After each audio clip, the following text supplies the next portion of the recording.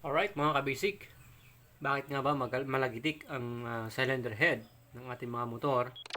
Hello mga kabasic, welcome again sa ating YouTube channel, Motorcycle Basic Mechanic, wherein we can learn repairs and tutorials and vlogs. Please subscribe and click the bell for the updates of our latest videos. Thank you so much and God bless everyone. Alright mga kabisik, so ito yung mga dahilan ng ating lagitik.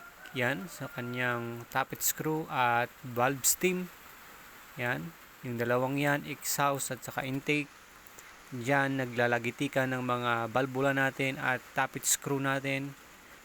Siyempre kasama yan yung rocker arm natin dahil doon naka-install yung ating tappet screw.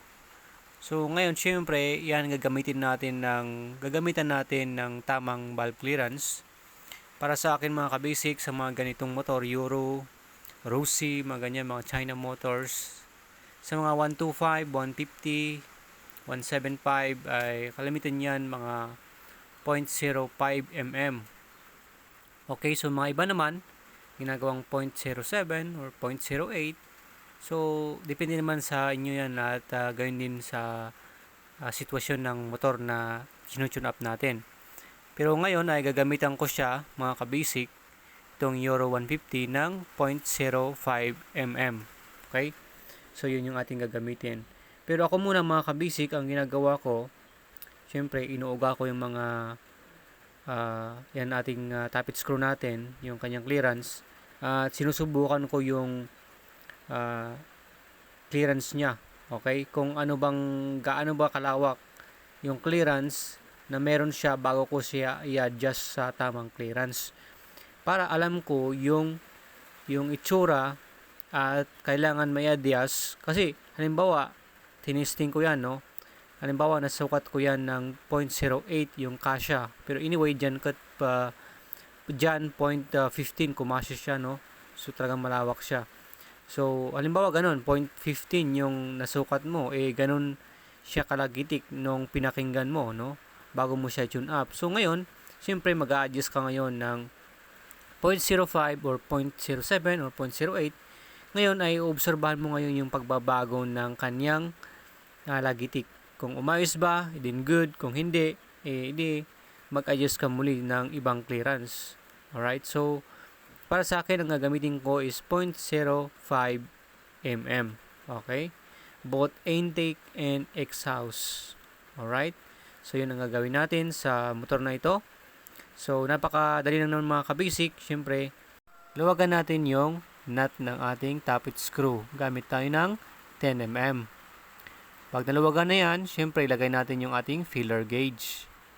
So 0.05 mm. Ayan. Pasok natin, pero yung kamay ko nakikita ngayon sa camera natin, hindi ko naayos, sorry. Ayan. Lagay mo yung filler gauge mo, and then sukatin mo kung smooth na siya, kung maganda na ba yung resistance, kasi dyan nagkakatalo mga kabasic sa resistance nung paghugot natin. Minsan kasi syempre sinasabi natin yung dapat maganda yung resistance ng ating filler gauge, pero nasa kamay talaga ng mekaniko yan or kayo na nagdi-DIY, no? Kung gaano ba kahigpit yung kanyang resistance or kaluwag yung resistance niya. So diyan kasi minsan nagkakatalo, pero syempre kailangan din obserbahan ninyo sa paggawa ninyo para alam niyo yung susunod na gagawin ninyo, no? Pag ni-adjust mo na sa tamang resistance yung filler gauge, syempre kailangan mo nang kontrahin yung ating tappet screw, and then pahigpitan mo yung nut natin. Okay, yan. So yan ginagawa natin sa exhaust valve. Ayan. So pag talagang okay na, and then isagad mo na sa kanyang pahigpit. Okay, sa higpitan na natin. Yan. Ayan. Ganyan lang mga kabasic. At ganoon din sa kanyang intake, ganoon din ang gagawin natin kagaya diyan sa exhaust valve natin. So, simple lang mga kabasic mag-tune up. Kaya mo yan mga kabasic. Basta, siyempre mga kabasic, dapat make sure na naka-top dead center yung ating piston para yung ating dalawang valvula ay naka-rest yan. So, naka-close na dalawa yan at gumagalaw yung ating rocker arm kasama ang tappet screws dun sa kanyang mounting. So gumagalaw dapat siya pag hinahawakan mo. Okay? So yun lang mga kabasic. So thanks for watching, And alam niyo na to mga kabisik, sa next is yung ating intake valve. Alright, yan. So, patience lang sa pag-tune up ng ating motor para good at quality yung ating pagkakagawa sa mga customer natin. Okay, wag tayong magmadali sa pag-tune up. Minsan kasi nagmamadali kaya yun ang hirap, no? Walang patience na attitude. Kaya kahit anong clearance na, basta may adjust mo, kumita ka, hindi po ganun mga kabasic. Ayaw ko po ng ganun, gusto ko yung pulido talagang na nakukuha ko, no, na make sure na maganda yung aking pagkaka-adjust ng mga valvula niya. Okay, mas okay na medyo matagal ka, at least na i-adjust mo talaga siya ng maayos. Okay, para naman masaya at nakangiti yung iyong customer. Alright, God bless everyone mga kabisik. Hello mga kabisik, maraming salamat pala sa inyong panonood sa ating mga videos.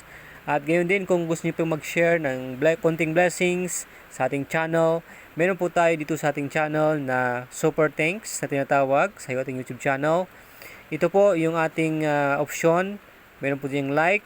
Sa may right side, meron po tayo makikita dyan na heart sign with US dollar.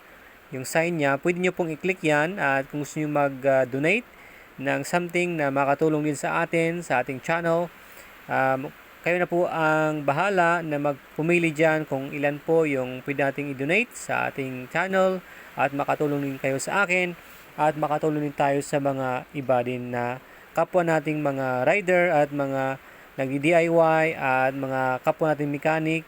At salamat sa inyong suporta, and God bless everyone.